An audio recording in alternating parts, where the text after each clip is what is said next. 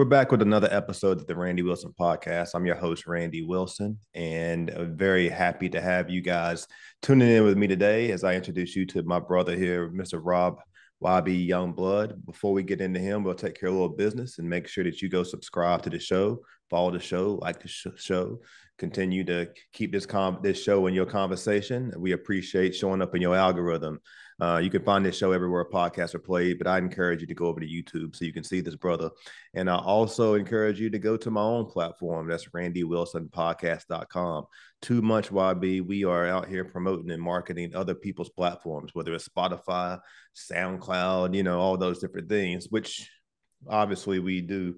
They're beneficial resources to us. But again, we have our own platforms as well. And so go to randywilsonpodcast.com for more information on the show.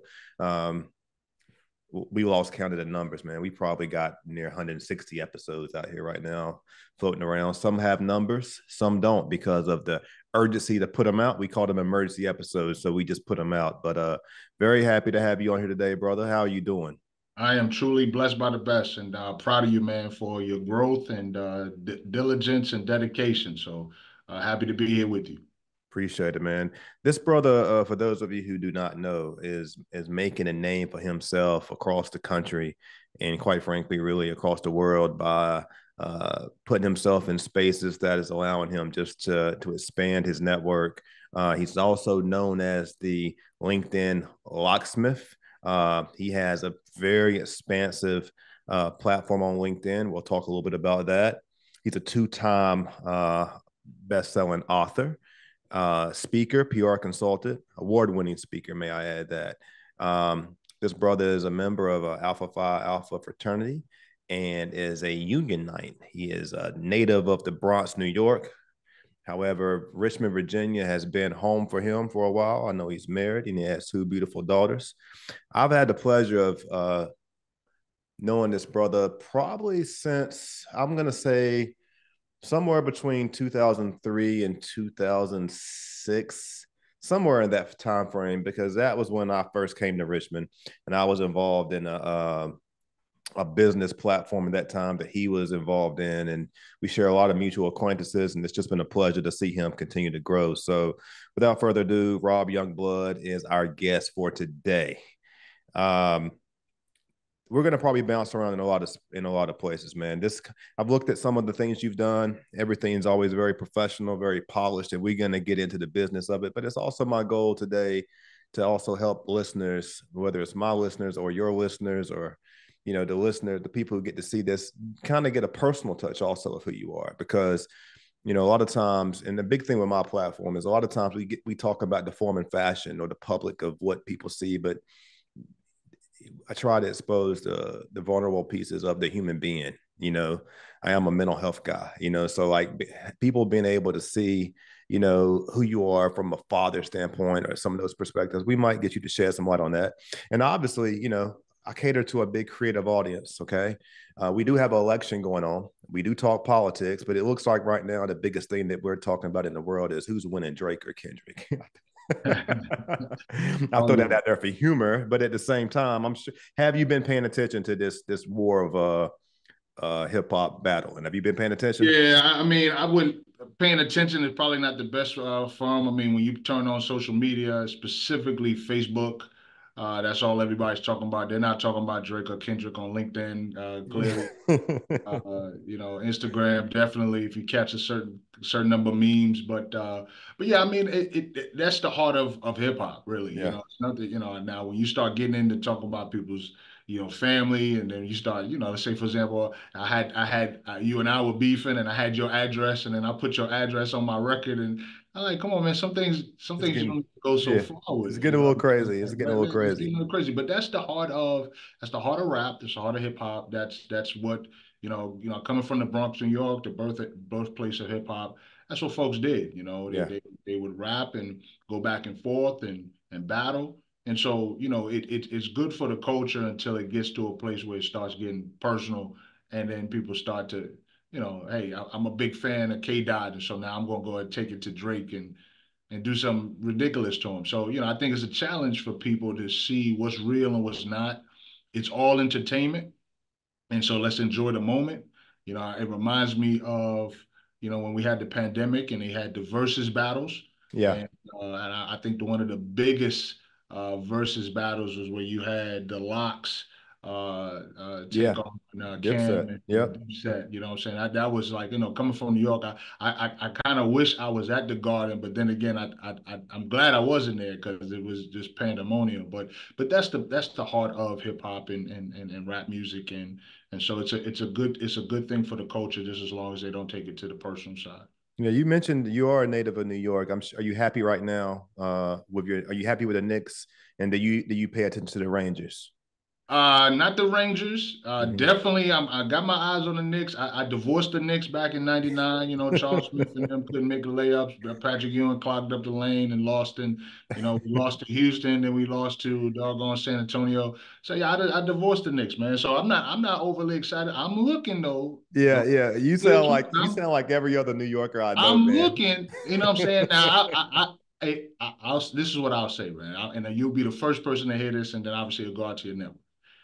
If the Knicks win, I'm gonna have a private celebration, but I'm definitely not posting it on social because I dog the Knicks so much that if I got fraternity brothers, I got family, they will shun me. So I'll be in the back like this. Matter of fact, you know what?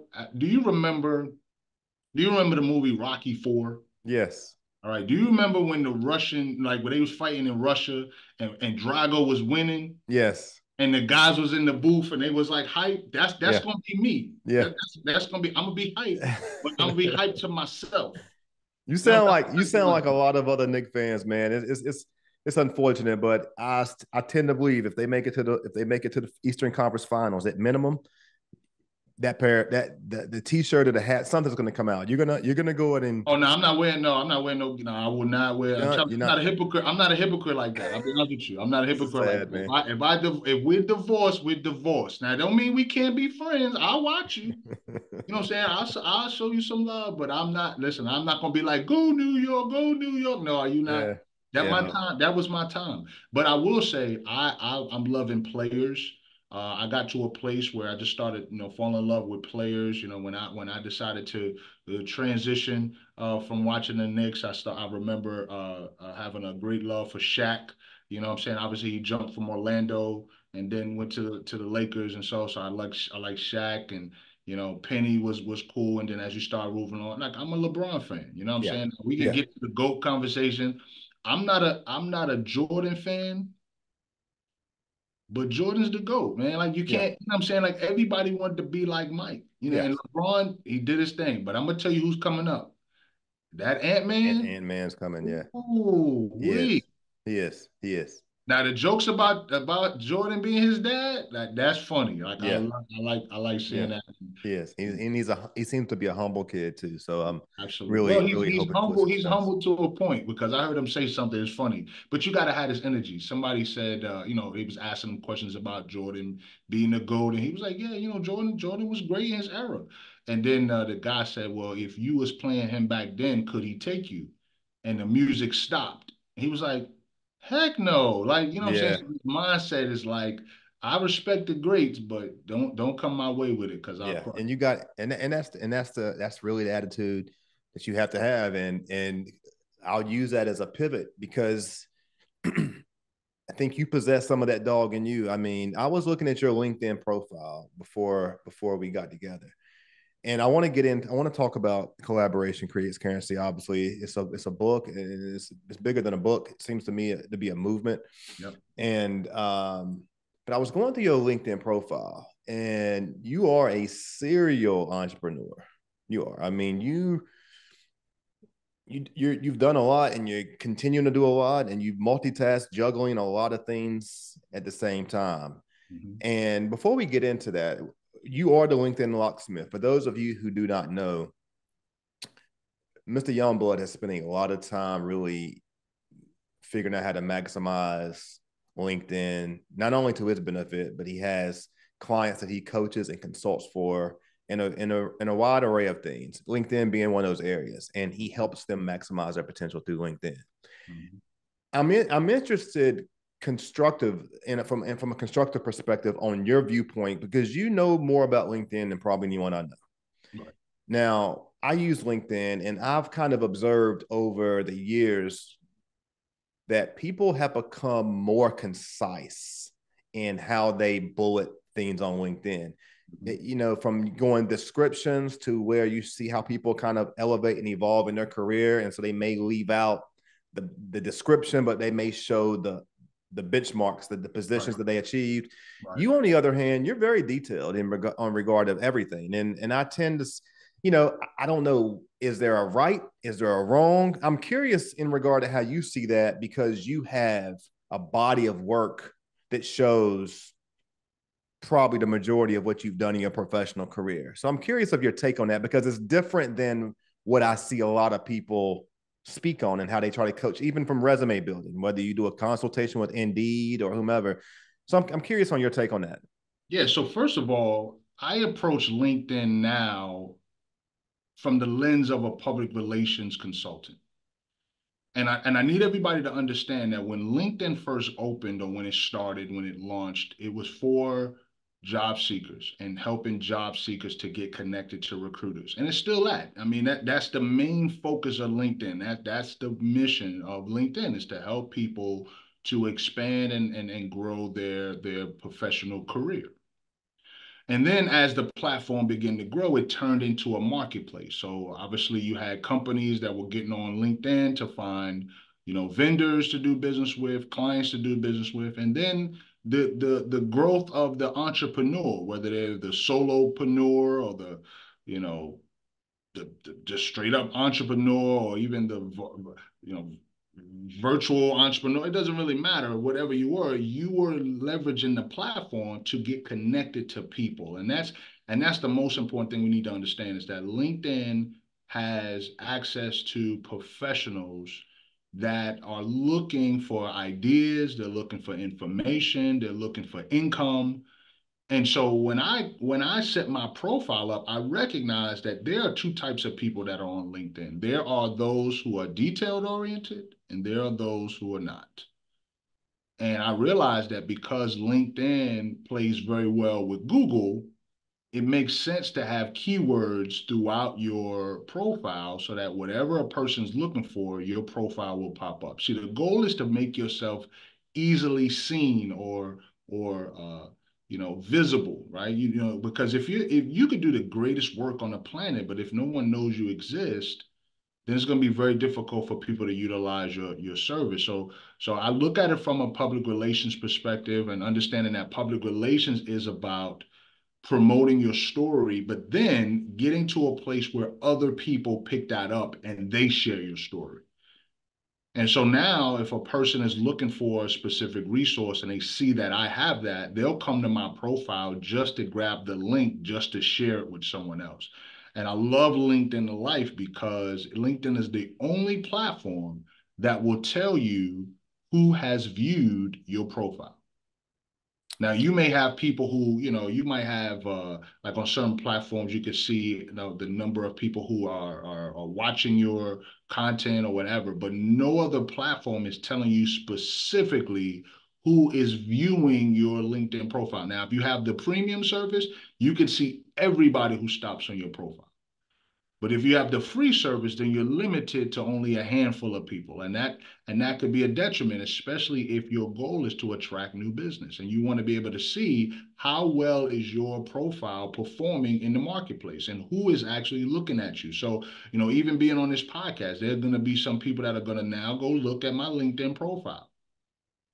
But the question is not about them looking at my profile, is what do I do once they look at my profile? And that's what I teach my clients, so that they can increase their visibility, credibility, and profitability. I'm really happy about this podcast. A lot of, with my podcast, it's it's kind of designed to meet people where they are. So it goes in different places. I'm for me, I'm fairly limited in regard to what I share on LinkedIn, Randy Wilson podcast, because my demo of followers who follow that podcast are typically only following the content that's within their business realm. Mm-hmm. But this is perfect, because using this content on LinkedIn, I'll feel very comfortable sharing it on the Randy Wilson podcast, as well as Randy Wilson's individual profile page, Right. Right. because this is very complimentary to the audience. This is, quite frankly, even just additional marketing for LinkedIn. So it'll Right. get picked up in the algorithm, particularly with, hashtagging the right keywords. One of the things that you shared with me before we started recording is that you have a mission this year to do at minimum 100 different podcasts.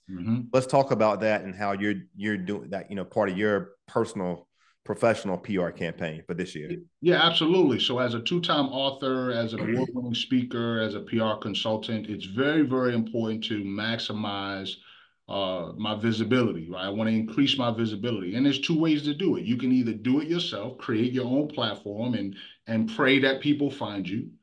And or, because you can actually do both, right? And or leverage OPP, right? As we talked about, right? OPP, and not for those of you who grew up in the 90s, 80s and 90s, you know that OPP stood for something else, but we're not talking about that. We're talking about other people's platforms. And so by leveraging other people's platforms, you put yourself in a position to increase, once again, your visibility and your credibility. Because here's the reality. Randy's not bringing just anybody on his platform. If they're not credible, they're not bringing on. Why? Because that will destroy his brand. And so what happens is I'm very selective on whose platforms I get on, but the people whose platforms that I go on, they're selective of who they bring on as well. And so that credibility. So to your listeners, you have maximum credibility, Randy, right? So now I come along and you lend your credibility to me. All right. So what I teach my clients, especially those who are coming to me for public relations, is that you want to find ways to, one, continue to build your credibility, but then find people who will lend you their credibility. And as you grow, because it only takes one thing to help you to attract that credibility, but it takes a lot of small things to keep the credibility. Now, it also takes one thing to wreck your credibility. And then then you have to do multiple things to bring that back. And so by leveraging other people's platforms, it gives me an opportunity to do what I love to do, which is to connect and promote. Like I have the greatest admiration for you. So to be able to be on your platform now, I have content that I can share promoting you, while also promoting me. So creating that mutual benefit, which is extremely important for anybody that's out there looking to build a business, whether they're a serial entrepreneur or just have one business. It's important that number one, that you be the brand and then leverage other people's platforms so you can expose others to your brand by adding value to those platforms and vice versa. I have throughout this podcast journey, I've branded myself as a conversationist. Now, constructively, the detriment to how this has happened, there's the downside of this is that, I focus on change makers, difference makers, people who have an impact or influence in whatever their respective industry is. The downside to that, if someone was looking at my platform, they could say, yeah, I see how you brand yourself, but your focus isn't narrow. And it's not. My focus is on change that can be brought in whatever industry, but I'm not just talking to one demo. Okay. Right. I say all of that to say I'm going to tailor this question to a big part of my audience. And the big part of my audience are creative people who do creative things in the arts. And something that you often hear within the creative space, and I think sometimes this perspective is reluctant. Like if you're talking about music or anything that you have to move digitally, okay? It used to be, the record sold or the album sold, but now it's the streams, right? Yeah. A lot of times you'll hear artists say, well, I'm not focused on numbers. Right. I'm focused on impact. Right. And then when I hear that sometimes, and I'm using artists because I know there's a lot of artists listening, but for anybody, we could be talking about moving books. I don't care what we're talking about. Yep. Numbers matter. I'm curious of your take on this approach with LinkedIn, because I see a lot of people who have a lot of activity on LinkedIn, but their engagement doesn't always complement, not just LinkedIn, Facebook, Instagram, all social media platforms, but their engagement doesn't always complement. So I may see views, but I don't see comments. I don't see engagement. Right. And one of the things as we kind of hone this in, I'd like you to also speak to the differences between marketing and branding, because Yep. those are different things. Yep. So I know that's kind of like a tongue twister, a little bit of a question, but I phrase this question in a way because I think you can speak to the value of both numbers and Mm-hmm. impact. And what is the focus for you right now in the work that Yeah. you're doing? Is there one that's more of a focus than the other? Because you're obviously moving books. Mm-hmm. You have a solid development and growth on your LinkedIn profile as far as Mm-hmm. followers, and you're engaging people constantly. Right. Where do you put more weight at? Like, what's your focus right now? Yeah, let me start with the branding and marketing question, right? Because Okay. that's very, very important. I think for everybody who is a creative, the importance of, having something that will attract people, right? So the marketing piece is basically a strategy by which you get people's attention, right? So when you focus on marketing, it's like you have something of value. You want to get people's attention, so you have to come up with a strategy that will allow for the people you're looking for to find you or to see you. That's marketing. Branding is the story that's connected to what you're putting out there. I often tell people that before you even start talking about pushing out a product, understand what your personal gift is. So if you're a creative, you have a gift, whether it's a gift of music, a gift of graphic design, a gift of, just, traditional art, whatever that might be, you have a gift. But with that gift comes a story. So you take the story, you wrap it around the gift, you then create a product or service, and you push that story, that narrative out. And when people start to fall in love with the story, they'll then understand the brand, they'll understand the person behind the brand, and then they'll want to grab whatever that product or service is that will keep you with them, right? Whether it's your book, whether it's your music, whether it's your t-shirts, whether it's your movie, it really doesn't matter. So understand that the branding comes when you have an understanding of your story. One of the people that I love to life, man, Eric Thomas, E.T. the hip hop preacher, right? When you hear him speak, he often talks about the fact that he grew up, he was born to a teenage mother, right? Found out that the man that he thought was his dad wasn't his dad, right? That he then became homeless, lived in abandoned buildings, ate out of trash cans, and made one connection. That one connection then led him to a major connection, which became his wife, and then that led him down the path to becoming the number one motivational speaker in the world. Right now, obviously, it's an abridged version. It's a shortened version. But how do I remember that? Because I got tapped into the brand. Right. So when you have a strong brand, when somebody rolls up on you and they start having a conversation, they start telling you your story. Right. They start telling they roll up on you, say, hey man, this is the LinkedIn Locksmith, man. I remember him talking about how he got the name LinkedIn Locksmith and where he's from. And so having that understanding that branding is important for you to create an impression, to make the impact. So to shift into the impact, I'm right now, the goal for this year is 100,000 lives impact. But what I also had to realize was that, yeah, I'm doing videos online and yes, I'm going out to speak, but how can I measure the impact? Well, the measurement is going to be how many people have copies of my book.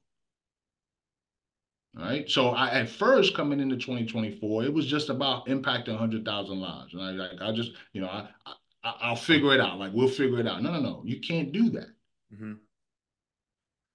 Because now, if I say I'm going to have 100,000 copies of my books sold, then I can measure that. Right now, some people have bought my book, Randy, and they didn't even read it. I've had people tell me, they say, oh man, I haven't read your book. Now, if I was solely about the creation, like if I was just really like my heart was tied to every word that was on the page, it would break my heart.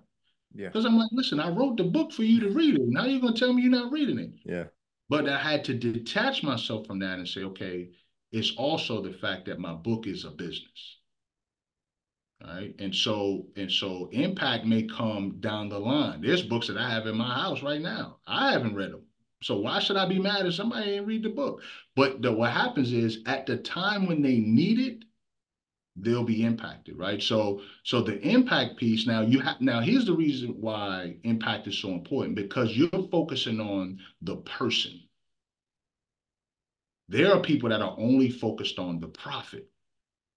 And where I'm from, you put people over profit. Doesn't mean profit is not important. Profit is very important. But without the people, there is no profit.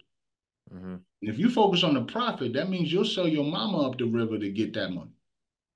And you do some very awkward things just to be able to get that cash. Mm-hmm. But if you focus on the people, you'll get the profit, because now, like, so for example, there's some people that I'll just give the book away to.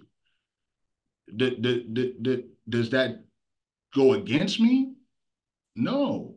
Does it go towards the 100,000? Yes. You're sowing the seeds. Yeah, I'm sowing the seeds. You Mm-hmm. feel what I'm saying? And Yeah. I've had to live, even from the time that we first met. I learned a valuable lesson from mentors. It's people over profits. It's relationship first, business second. Yeah. Now, but I will tell you this: I've had a transformation just in the last 2 to 3 years of being a people pleaser, and now I'm a recovering people pleaser. Right? So there's certain Go things. back. Explain to me. Yeah, Explain that to me. Like, yeah. how did you become that? Absolutely. So my father was murdered when I was 2. I grew up in a single parent home. My father was murdered when I was 2. And as a result, I was a very, very compassionate and caring person. Why? Because I had a gap. I didn't like how I felt not having a father. I didn't like how I felt when people would tease me about not having a father growing up. And so it caused me to go, I made a decision to go in a way to be compassionate. Now I could have gone in the opposite direction. There's a Yeah. lot of folks that's sitting in prison right now because their father wasn't in their life, and because they felt they just had a hard heart, right? Yeah. So I Yeah. made a decision, but to my detriment, at sometimes I was too nice. As a matter of fact, I posted a message on Facebook recently, and I said, "Nice guys finish last." And oh man, you should have seen the responses. I Mm-hmm. mean, from the true to the I agree to the people now, telling me that, oh, that's not what God says about you. Well, I feel what you're saying, but nice is not even in the Bible, so let's not even bring God in on that, right?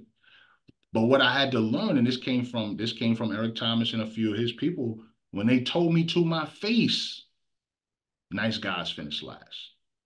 And I was ticked off, Randy. I was tight. I was up there to speak. I was going through their speaker training program, their program. And I literally had 8 hours to stew. I was so angry because in my mind, them telling me nice guys finish last meant I needed to be a shyster.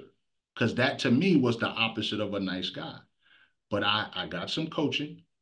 I got some, they explained to me what they meant. And what they were saying was that because you don't tell people no, because you give people everything and you don't look out for yourself, you're gonna always be last because you don't put yourself first. And then the best example that they gave me, Randy, which was so powerful, it really drove it home for me. They was like, when you fly on an airplane, they tell you what, if the airplane by any chance loses cabin pressure, the masks are going to drop from the ceiling. Put the mask on yourself first, and then help those around you. You see, I was the type of person who was like, nah, that's like you put yourself first. You selfish. No, no, no. It's about self-preservation. Yeah. And so there are times, or there were times where people would ask me to do stuff and I didn't want to do it, but I did it anyway because I just wanted to be nice. Yeah. I didn't want to be seen as mean or pushy or anything of that nature, just being nice. Now we don't operate that way. Yeah. Somebody approaches me and they say, "Hey, YB, man, you're doing some great things. How about you do this for us?" I would say, I like that. However, before we do that, this is what I need first. And then other people, they might say, well, why are you coming up? Why can't you just give your stuff away? Why can't you just help people? I am helping people by building myself up. Has it Right? become natural for you? It is now. Yeah. Oh yeah, it is Seem now. like I mean, I made a decision. Here's what people don't realize. That once you make a decision, here's how you know you made a decision. When you keep doing it. right? A lot of times people say, well, I don't know. No, no. Make the decision and then make the decision right. And so now it's like, because I've done it in the past, I don't have a problem with doing it now. It's like, and then the most powerful word. This is how you know you are a recovering people pleaser. When you can use the most powerful word on the planet and not get upset. You know what that word is, Randy? What's that? No. Right? No is a word, it's a sentence, it's an entire paragraph in a book. No. And so sometimes people look at you strange, like, how could you tell me no? Because I have another priority. I got other stuff to do. If somebody called me right before this podcast and said, hey, we need you to come and do X, Y, and Z, the answer would be no. Why? Because I have another priority. Yeah. That's putting me first, meaning what? I have to honor my commitments. Now, if it's my wife, it's an emergency, I'm going to call Randy. Hey, Randy, man, I got something coming. But there ain't too many emergencies that would stop me from Yeah. shifting gears of stuff that I said that I would do. Why? Because my brand is attached to it. My word is my bond.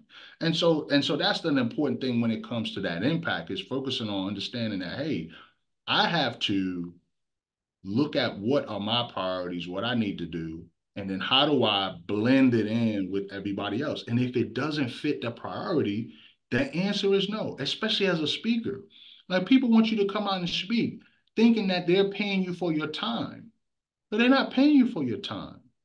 They're paying you for the amount of energy and effort and knowledge and information that you've gathered to get you to where you're going. And they're paying you to leave your family.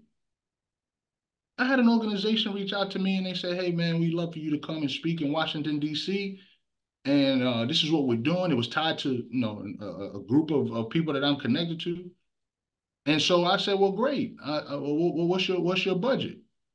He told me what their budget is. And I said, man, I'd love to do it. Unfortunately, the last organization that brought me in, they paid me this. I will be doing them a disservice by taking your price. And so I countered. I said, well, because we have a connection, got a relationship, I'll be willing to do it for this. And say, well, we're gonna have to get back to you. We'll get back to you tomorrow. All right. This was on a Wednesday. So they should have gotten back to me on a Thursday, right? They got back to me on a Friday through a text. And I was like, yeah, we're not gonna move forward. We appreciate you. I said, that's perfectly fine. But what if they did say that they was gonna move forward at the price that I quoted? I would have said no. Unfortunately, that was yesterday's price, because today's price is the higher price. Come on, Rob. Come on, Rob. You feel what I'm saying? Why? Because you said, I'll get back to you tomorrow. Yeah.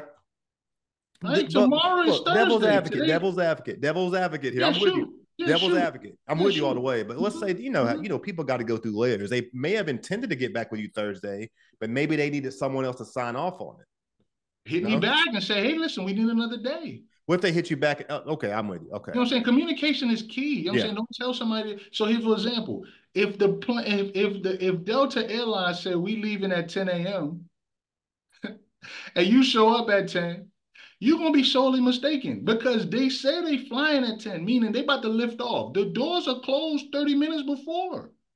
You thinking that you're gonna get there at 10 for a 10 o'clock flight. I tell my kids all the time, you can't get to school at 8 and leave at 8. It's not happening. No. It's not happening, right? So that's why we have to be mindful of what we tell people, because there are people who will take your word literally. And here's why that's important. Because if you don't honor your word, you can't be trusted. Like, you know Yeah. what I'm saying? Like, I can't trust. So, and how am I supposed to know what's going on if you don't communicate with me? So if they did have a situation where they had to do this, a simple text or call and say, hey, I told you I was going to hit you back to today. Mm-hmm. Unfortunately, we haven't gotten the answers that we need. Is it okay if we extend this to tomorrow to give you the answer that we said we would give you? Mm-hmm. Then at that point, okay, cool, the communication. But if I don't hear from you, my price is like the stock market, man. It ain't guaranteed to be that price. Let That me that ask you this. If you had somebody working in between you and the person, mm-hmm, hypothetically, if there was a coordinator, administrative, clerical person, mm-hmm. if would you been upset if you still was booked and got the money you wanted, but they dealt with it differently? Like, because that's requiring you now to manage somebody on how they manage your business. But let's say that Yeah. I could easily see somebody in between you letting you know on Friday, okay, we got everything resolved. It may have not happened ideally, or would you Mm-hmm. train and mentor and coach them Yeah. to do exactly the way that you Yeah, did. I would train it because culture eats strategy for breakfast. Okay. So the way if I want a certain culture, then I gotta make sure I train the people that's in my camp on how I need to work. And you know where I got that from? I got that from Eric Thomas. As a matter of fact, his right hand man CJ was the one who led that because he don't like confrontation. See, that's a form of confrontation.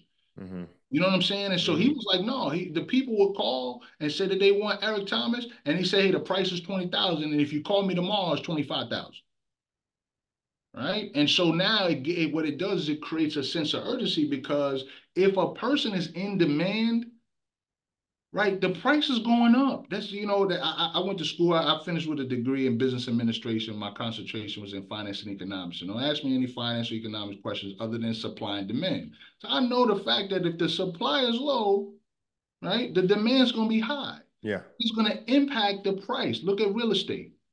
Look at gas. It's like, if the demand is high but the supply is low, the price is going to be higher, right? And if it's something that you have to have, then people will break down to pay for it, or they just say, hey, listen, we just have to do without it. But we Yeah. definitely No, we definitely want you. So it's a trade-off. Now, and I you have have the aura around you. You have yeah. that aura around you. I respect it. I can give you an example. Mhm. You and I had text dialogue around we had a dialogue that I'd be following back up with you on the 22nd. And I don't think Yeah. I followed up on the 22nd. I think I Right. followed up the week of the 22nd. Right. And I said, hey, I'm going to follow up with you by the close, 24, 40 hours. We get this situation. Right. But because of the aura you have, I can honestly say, I knew I was behind. Right. And so it's kind of like an accountability thing. Yeah. Like, because you just gotta know who you're dealing with. I knew when I said I'm gonna follow up with you the week of the 22nd, in my mind, the beginning of the week, but it wasn't because I was letting life. But out of the respect I have for you and knowing you, I was gonna say, look, I was in the gym. I was like, look, I gotta follow up with Rob. Right. We said we was gonna communicate this week. Yeah. I need to follow up on my commitment. Right. But I only use that as an example is because everyone ain't like you. Some people would be perfectly fine and like, okay, yeah, thank you. But I knew on my end, I'm already behind the 8 ball. Yeah. And if I didn't hear from you by that Friday, best believe I'm gonna follow up. Why? Because here's the reality now. While I would love to speak for that organization, there's a million and one things that I've got to do. Yeah. So me not going to DC and speak, that's not gonna hurt me.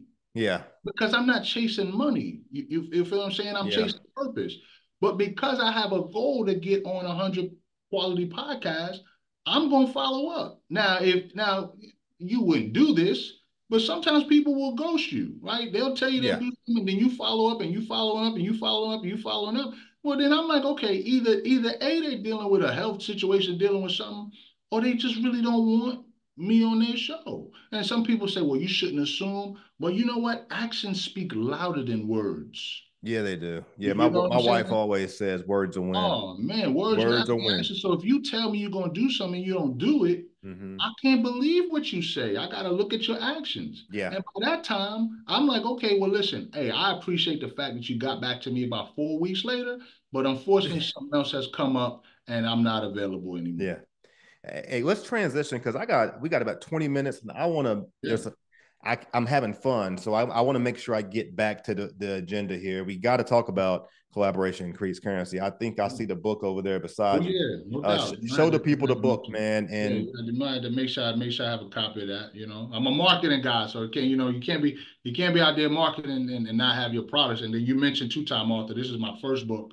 It's called Speak Up: The Ultimate Guide to Dominate in the Speaking Industry, which was put together by the Black Speakers Network. Brian J. Olds, who's the founder of that organization, he and I met through one of my co-authors, Marshall Fox. And Marshall, you talk about the people that are in the creative space. Marshall is phenomenal designer with 120 Design Studio. But Brian approached me. He said, "Listen, you're the LinkedIn locksmith, and we love to be able to show speakers how to leverage LinkedIn as a tool for enhancing their visibility, credibility, and profitability." So I contributed a chapter.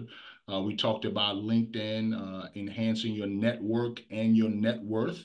as a speaker. Clearly, it can be used for authors and other entrepreneurs, but that was slated for that. And we had about 30 plus speakers, to include Les Brown and Dr. George C. Frazier. So phenomenal, Pretty phenomenal impressive book. right there. That's very Very, very, impressive. and I was just grateful to be a part of it, right? Because Yeah. now I'm forever tied to Les Brown, right? Yeah. But then I decided to launch Collaboration Creates Currency, the blueprint for visibility, credibility, and profitability. And the beautiful thing about it was that opportunity came because I was in the publishing industry at the time. You see, I was working for a career college here locally in Richmond, and my time at that school ended. And right as I was transitioning out, I get a call from the president, founding CEO of the publishing company, uh, that I actually referred a frat brother to, right? So I referred a frat brother to the publishing company, and they ended up closing a deal. And the guy calls me up and he's like, listen, the owner calls me up. He says, listen, I typically don't do this. I may give a couple $100 as a thank you, but I'm gonna give you 30% of the deal that we created. And I say, you gotta be kidding me. And when I saw what it was, I almost passed out. And so when I was making the transition of several months later, I get a call from that same guy. He's like, listen, Holy Spirit told me I need to call you. I'd like to extend an invitation for you to become president of sales for my publishing company.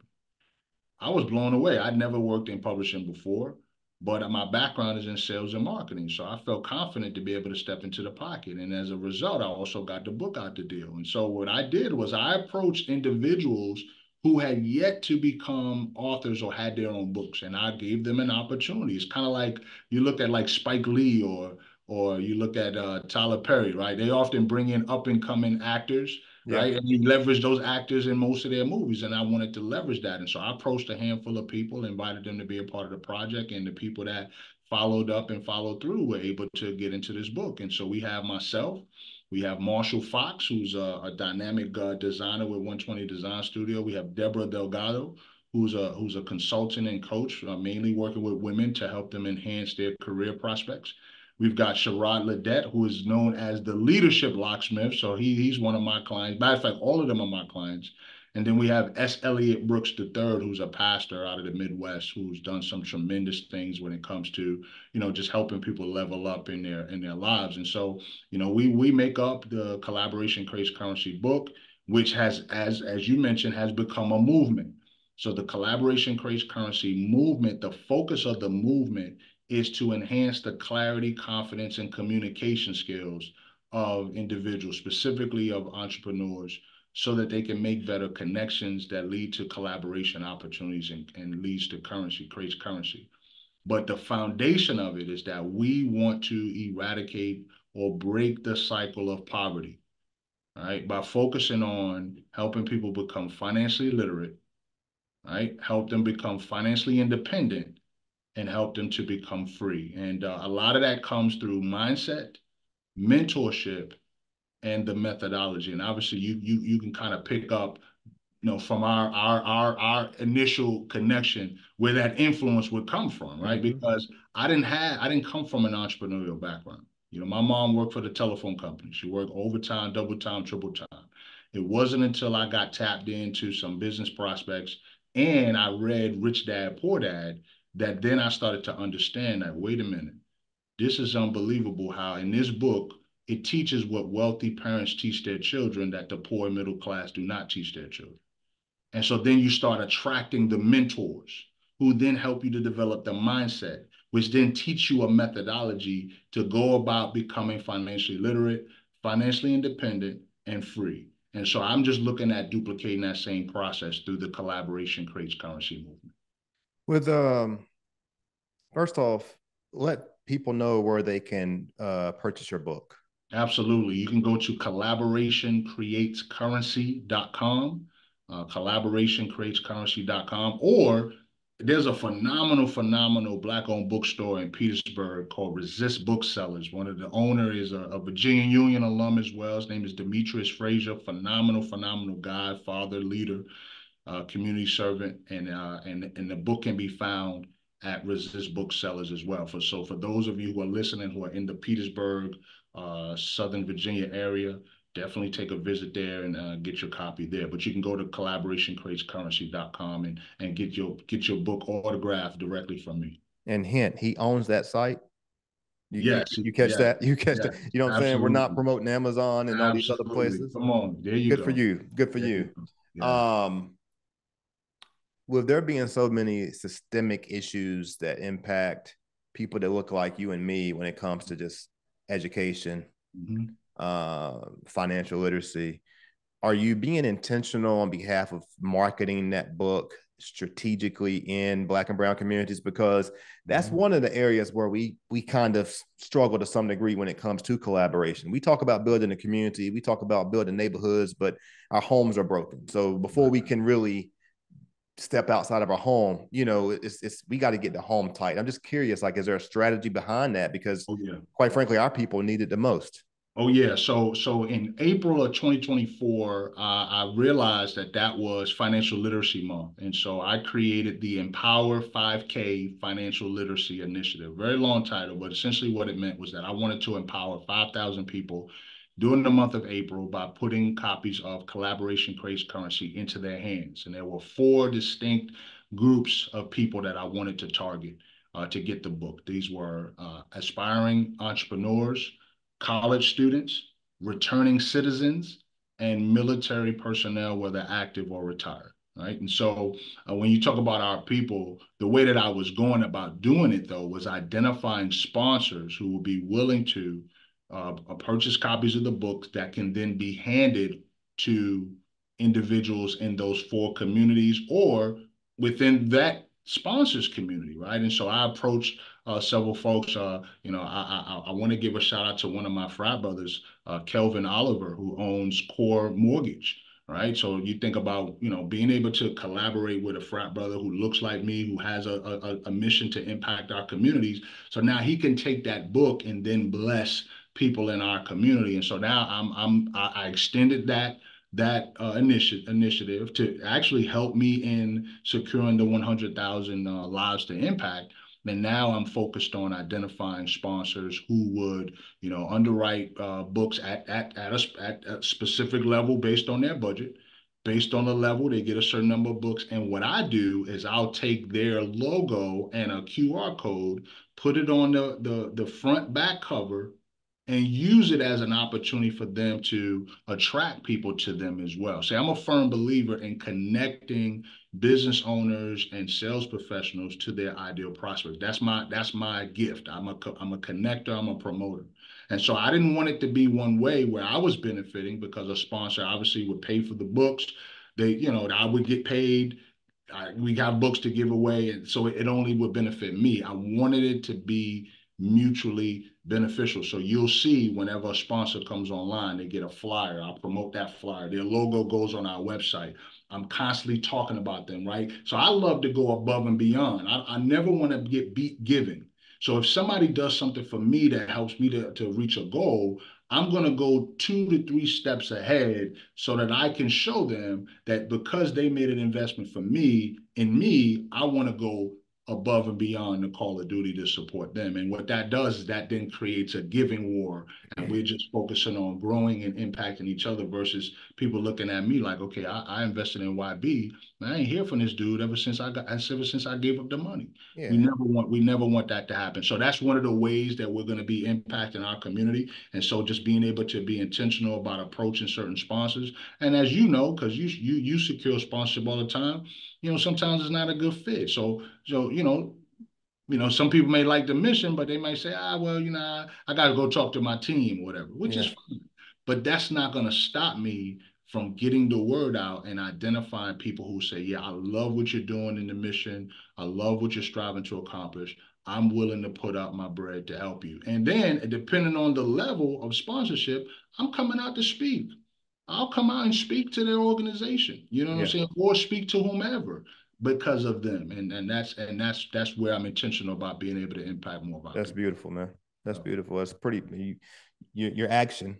You use the word action, mhm. and I think that clearly shows the collaboration and bottom line how uh, monetary gains can be made throughout the whole process. Yeah. Um, we wrap it up. We got about 10 more minutes. I want to make sure we're efficient with time.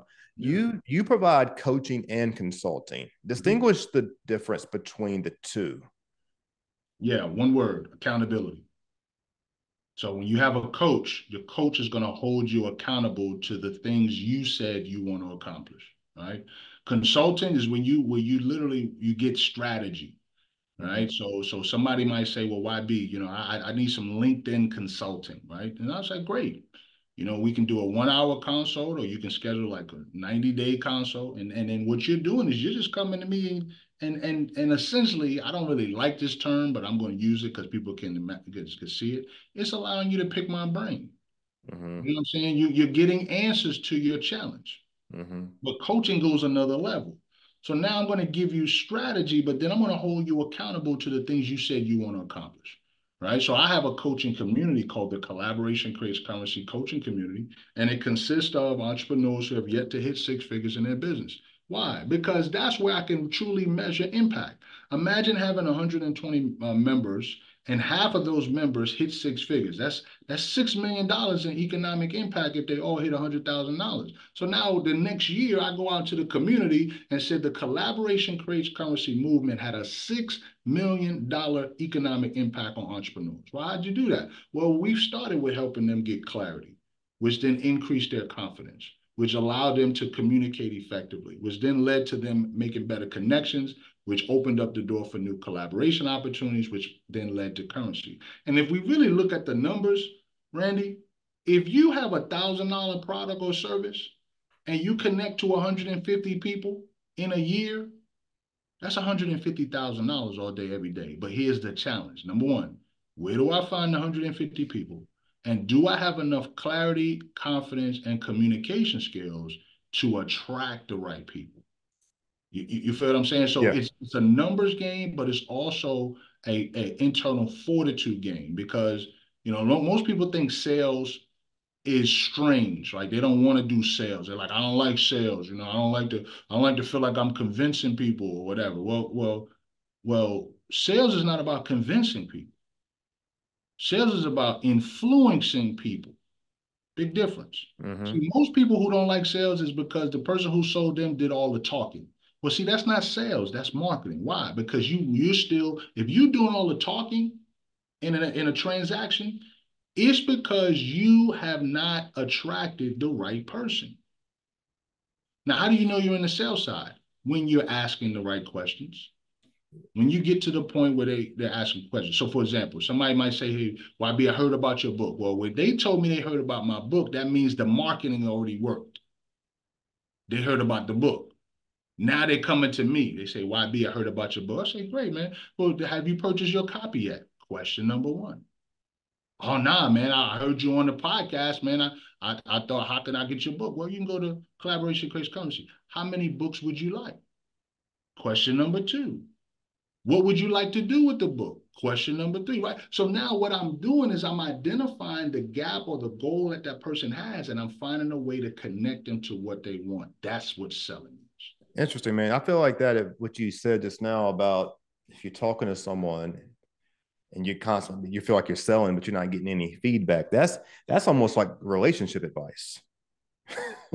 That sounds like relationship advice. There's people out there right now who are in relationships or are attempting to engage in relationships, and they're the only people talking. They're having non-communication issues. Absolutely. That's interesting, and I think that kind of that can go across that basically your point can be value in so many different things. Oh yeah, because we even in fundraising, like my most of my career was in fundraising, right? So you can't just roll up on somebody and say, "Hey, will you give us $1 million?" They'll say, "Who are you and why are you here?" But if I do my homework and I approach you and I say, Randy, it's my understanding that you have a passion for, mental health, right? And I've heard you done this and then this. So now I'm speaking to your cause. But then Mm-hmm. I'm going to stop and I'm going to start asking you questions, Mm-hmm. right? Because then I want to know what is it that's your pain point or your hot button? And why haven't you achieved what it is that you are looking to achieve?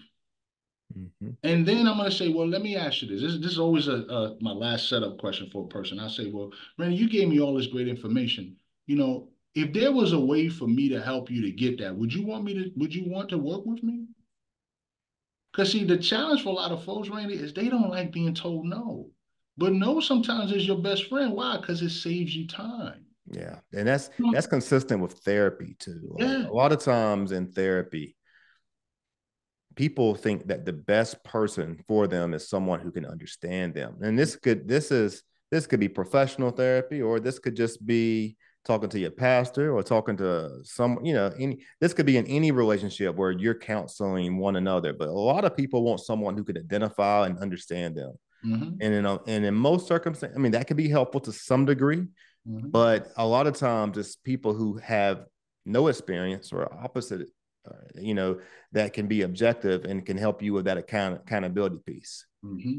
And it kind of goes back to your point. Sometimes the answer just needs to be no.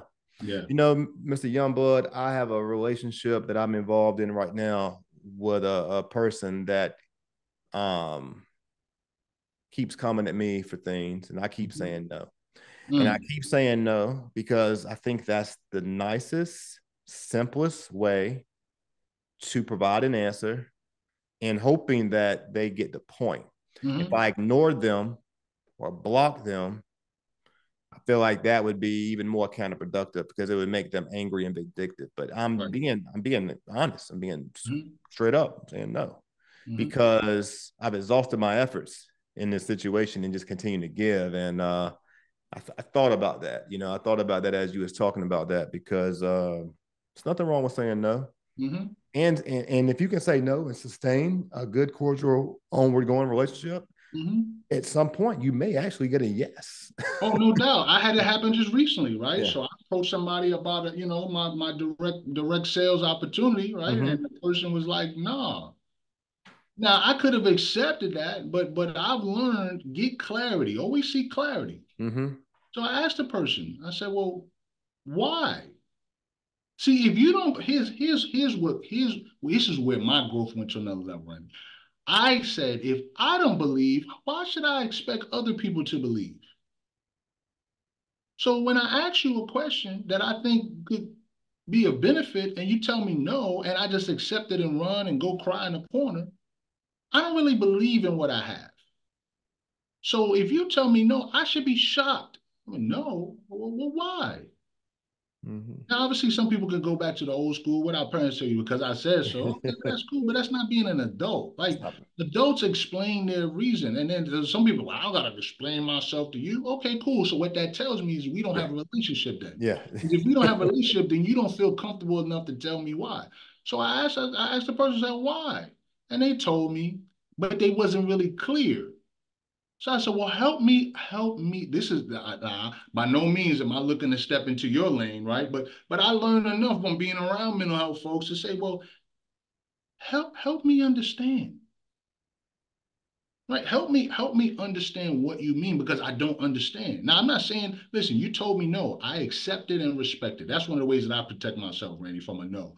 I say, you told me no, great. Your response is accepted and respected. Meaning what? I'm not gonna push. But at least let me get some clarity so I can identify, was it me? Was it you? Was it this? And she told me what it was. Now the reason which she told me was BS, but at the end of the day, I told her it was what? It was accepted and respected. So I'm gonna leave it alone because I don't want to destroy the relationship. But then I'm fired up, bro. I'm like, hold up, okay, cool. I'm gonna show you. Right. So I think at the end of the day, no is important. But then we also gotta ask ourselves, why we keep telling people no?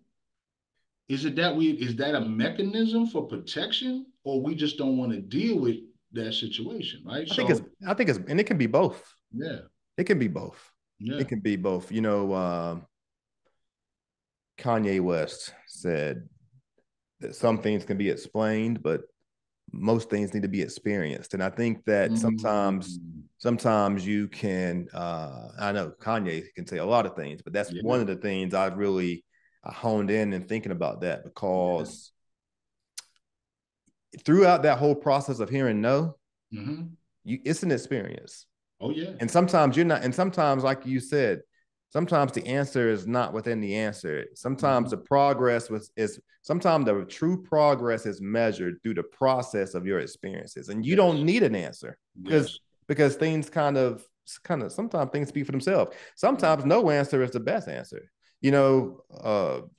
Silence really can speak to all things. And no, this is interesting, man. I think you kind of leave us as we come to the close of an hour. I think you leave us in an interesting space where I'm hoping that our listeners can expand on this thought themselves. This has been a very enjoyable conversation. And I'd like to obviously have you back, and where I just kind of secured a new home for the podcast. So got some of my business in order. I'd like to definitely have you back and do something in person. I think you are a great speaker and you're great for an audience. And so just want to keep those seeds planted as we continue to build our relationship. I appreciate all the listeners who are tuning in to the Randy Wilson podcast because of being familiar with your platform. And I'm hopeful that some individuals who follow my platform tap into you. If no one's ever told you this, you are an artist. You are creative, obviously. You are a creator of a lot of things. Your resume speaks for itself. You are in constant creation mode. And sometimes I think that people think that creators are only those who create music or visual, beautiful things, but you're creating books, you're creating opportunities, you're creating a lifestyle, okay? And you're marketing and branding that very well. And I've seen you do it now for nearly 20 years. And so extremely proud of you, Black man, father, husband, entrepreneur, and I want to be, I'm intentional about the words I'm using as I'm speaking, because that's what this podcast is about. This podcast isn't just about the formality of the polish of what people see on the outside, but I think today we've did a little bit of work in trying to just kind of get people to go, who may be familiar with you, but may have seen another layer that they wasn't familiar with. That's kind of why I started the conversation offbeat a little bit. People need to know that he's still from New York. He's still from New York, and he's still a brother out here in the community. He's a very faithful Unionite, a future president of the university, probably. I think that a lot of people. I kind of upgraded. I upgraded a little bit, Randy. I'm now speaking board chair, so I upgraded. Okay. I know I was speaking for a very, very long time, but because I realized the nature of a university president is like having a second wife. Yeah. I would rather just go ahead and be the board chair. Well, they need you over there. Yeah, they do, and that's a whole other conversation. But they need you over there, brother. They do. And but again, thank you, man. Any closing words? Let people know how they can find you and how they can connect with you. Yeah, absolutely. YB Connects is the best place to start. You can find me at ybconnects.com. Obviously, LinkedIn, Rob YB Youngblood. And I would recommend it if you do reach out on LinkedIn, send a personalized note. Let me know you heard me on the Randy Wilson podcast. And that way, I can connect the dots and even tell Randy, hey, man, I got about 100 new LinkedIn connections because of you, right? So then that allows Randy to know how powerful his platform is. But I would say definitely visit collaborationcreatescurrency.com if you want to order your copy of the book. And I'd love to, for those of you who are seeking a speaker or you want to collaborate, definitely reach out. Let's connect. Let's figure out a way to impact lives together. Fantastic. I actually just recently interviewed one of your fraternity brothers, B Sounds, Brandon White. Oh, yeah. So I'm on an alpha string right here. It looks like right now, man. If you need some more, I got the connect. I'm the plug. I got you. If you do think that there's someone that you think that would be a good guest, please feel free to make those recommendations. Oh, no question. Especially in the line of where I'm going with my public relations firm, there's going to be quite a few folks that I'll be plugging into you. So yeah, that's a definite collaboration that we can make. Sounds good. You heard it from the connector himself. This is Rob Youngblood. This is the Randy Wilson podcast. Remember, you can find this podcast everywhere podcasts are played. You can go to randywilsonpodcast.com, or you can follow me on Instagram, Facebook, wherever. And we are out.